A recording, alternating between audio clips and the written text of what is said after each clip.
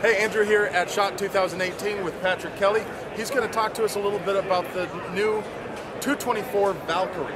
It's the hot number. It is the hit of the show in my estimation, but naturally I work for Savage, I'm going to say that. I also work for Federal. You may be a bit biased. A bit biased. I really got onto the project and become a believer in the product because I'm one of the first guys to test it in the field with real data collection. Yeah, there it is. Some of the real savvy guys have come by and said, that looks like a scaled down 6.5 Creedmoor. And I would say yes, that's a really apt description of the 224 Valkyrie.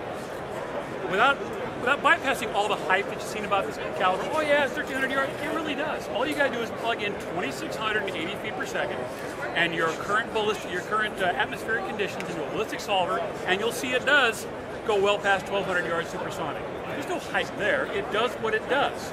I've collected chronograph data myself. I've shot the gun at distance. The 22 inches I think is a sweet spot. The 20 inch will still get you there. The 18 would be great for the varminter, coyote guy. It really is a solid little package. So you want to talk a little bit about bullet weights and Sure. projectile designs? Sure. Well, for the varminter, we have we load a, in fact, I even have my little cheat sheet that I created 3 days before I came here. And we'll show that to the camera. Now, if you take a picture of that, that's real data that I've collected on an Ayler 35P chronograph, 10 rounds of each, that ammo I purchased from Midway, so nobody can go, hey, you got some shill ammo. No, it's ammo I bought. Federal didn't even know I did it. So we've got the 60 grain Nosler ballistic tip, just about 3,100 out of an 18, a little over 31, almost 31 and a half out of the 20 inch, and 32.27 out of the 22 inch gun. So you've got a varmint blasting machine. And what bullet weight was that? That's the 60 grain Nosler ballistic tip. 3,200 feet per second. 3,200 feet per second. So it'll handle the lightweights at speed. The barrel length was 18, 20, and 22, and the 22 is naturally the fastest barrel. Yeah, obviously. So we skip button. Yeah. Substantial. Substantial. Yeah. And I like to jokingly say, what's it have over the 223? About 400 yards. That's just a really quick way to put it.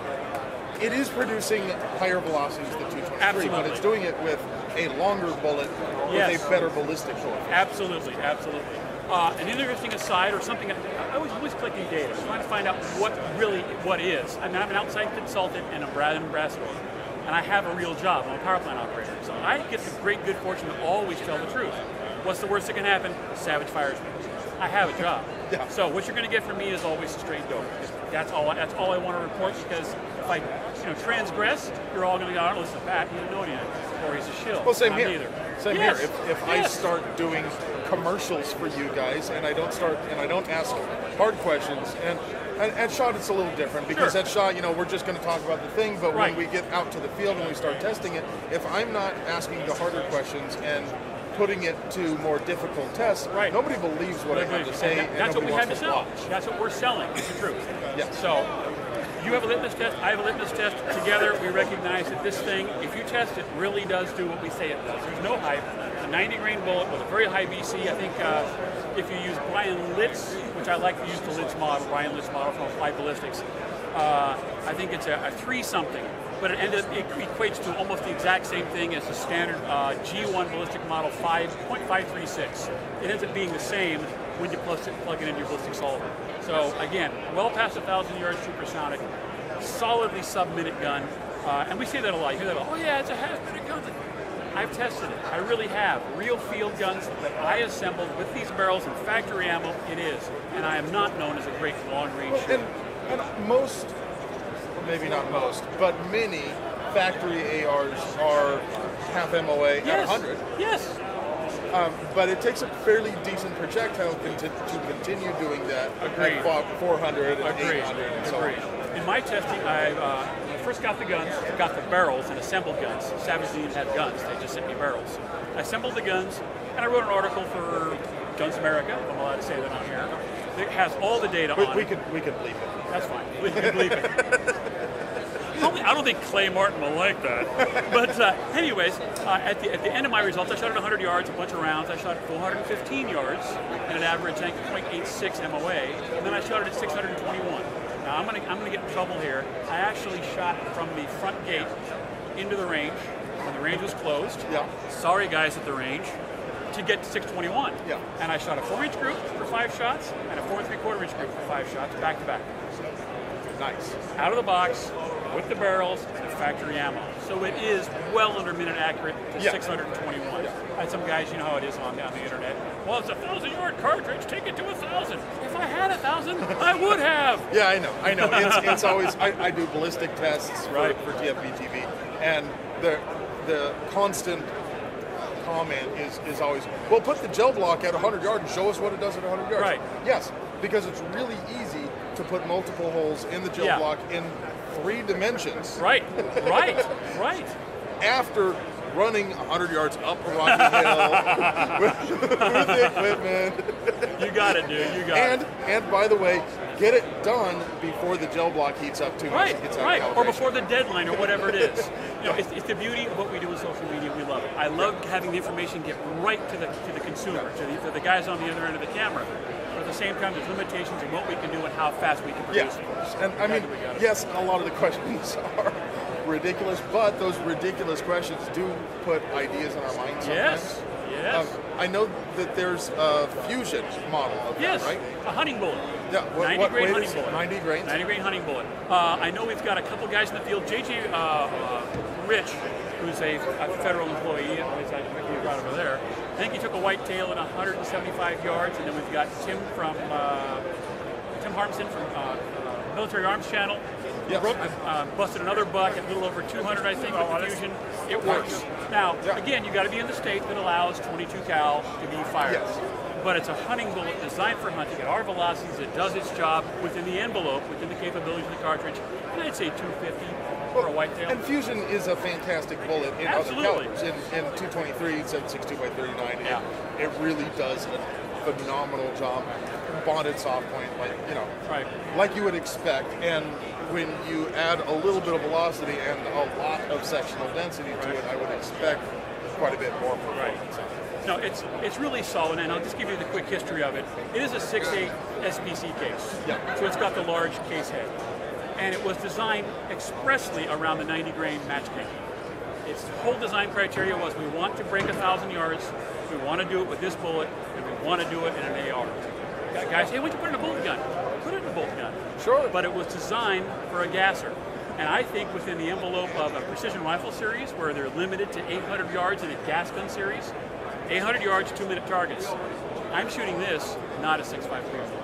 I get to spot shots. I think the new guy is really going to be enthused. He buys the rifle, puts his optic of choice on, he buys factory ammo to start, and he's good to a K. He can shoot 1,000 yards right out of the box. So here's a hard question. Hit me, babe. In that context, in that 800 yard competition, what does it do that 6.5 Grendel doesn't do? Excellent question. And honestly, my answer would be just the difference in recoil. Because I think they're comparative. I'm sure this uses a little less wind, just a little less wind, has a little less drop, but again, if we're going to compare this to the 6.5 Creedmoor, exactly. If you're going to spin the dial, you're going to spin the dial. Yeah. It's wind that we concern ourselves with. So I think it uses a little less wind than the 6.5 or the 6.5 Grendel does, but you're right. In the Grendel, in the gas gun series, that's a very wise choice range, as well. Of course, there are other things that 224 Valkyrie can do that the 6.5 Grendel can. It can stay supersonic longer. Correct. They do have some overlap, and that's why I asked the question. I agree. There's a bit of overlap, and any time a new cartridge comes out, that's always the obvious question. Well, why do I want that if this other, or these other 15 cartridges exist? It's almost... Because we only need 2 cartridges. It's 9mm and 5.56. And that's all there is. That's it. But I like this. This is good. We're actually putting out really good data, straight dope. You ask me a question, I tell you the straight dope, which is, you might choose either one. No, you got to have the Valkyrie. I can be paid to say that. I'm not going to tell you that. Right. It is a solid unit, and I'll tell you one little thing that I noticed when I'm not a long range guy, I'm a 3-gunner. But what I recognize shooting the thing, and other people commented on it media day, that it's almost video game-like. Now, when we pull the trigger as shooters, we have cause and effect. You shoot a plate rack, you expect the plate to go down, and you see it go down. You might even see a bullet splatter, a spall come off the plate. So we expect that immediate feedback loop.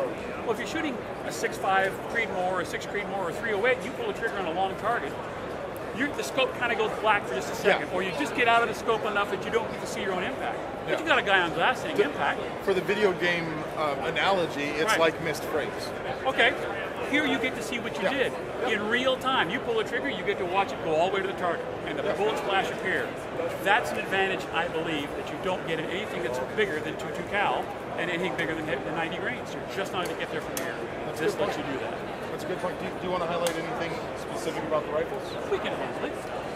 Current offering should be out in February from Savage. This is the actual Valkyrie model. So it's got the Cerakote finish, Valkyrie logo, all of our Savage quality barrels are R5 rifle, melanite coated. We have our new muzzle brake, and you guys may know that I've written many an article on muzzle brakes. This is a good muzzle brake. There's lots of good muzzle brakes. This is a good muzzle brake.